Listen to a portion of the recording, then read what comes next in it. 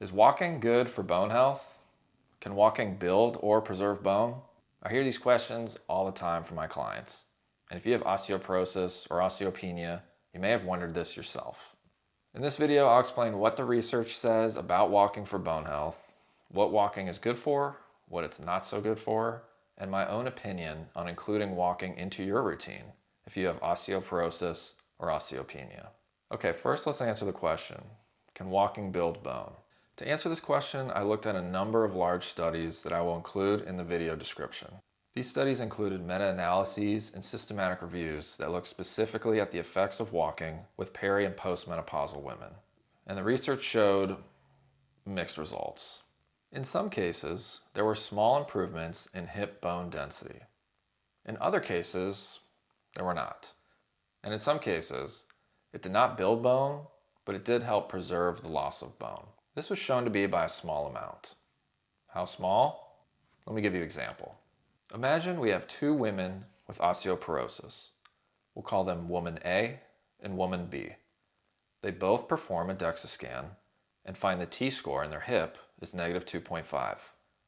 Woman A chooses not to exercise or walk at all.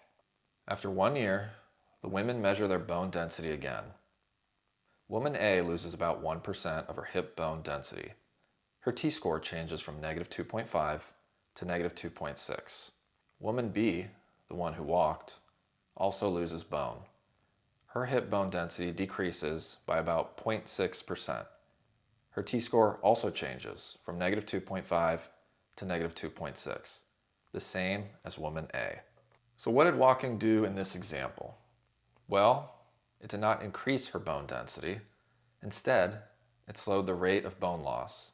But it was such a small effect that there wasn't even a difference in T-scores compared to the woman who didn't walk at all. Now, I'd like to point out that everyone will experience different changes in T-scores based on their genetics, hormones, lifestyle, and other factors. Some people may see larger changes, including even an increase in bone mineral density with just walking. But these improvements are unlikely to continue over years of time due to the body becoming accustomed to the low impact and consistent stress of walking.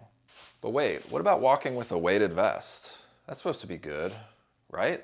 According to Osteoporosis Canada, there is little to no evidence confirming that wearing a weighted vest during everyday activities or during walking increases bone mineral density.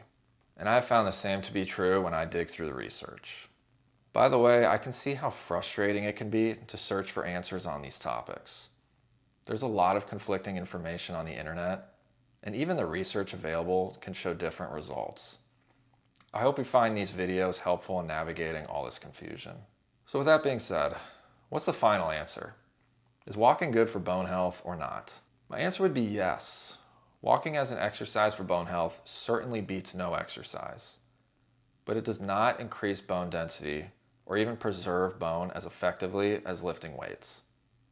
I'd like to point out there are other benefits of walking: improved cardiovascular fitness, improved mobility, and overall independence. Some of these studies showed that walking as an exercise caused improvement in tests that predict fall risk. Some people may not be able to lift weights for certain reasons, leaving walking as their only alternative. One thing I always recommend to my clients is not to focus too much on your T-score, but also on your level of function. It can be frustrating to do all the right things, but not see the improvement you want in your T-score. Focus on what you can control. Build a body that is strong, resilient, and independent. Celebrate small wins. If you can lift a little heavier than a couple months ago, or move around better, then you're making progress. And if you enjoy walking, whether that's with or without a weighted vest, I would say keep on doing it. If you enjoyed this video and are interested in other evidence-based topics relating to osteoporosis or osteopenia, feel free to subscribe to my channel. Thank you for watching, and I'll see you next time.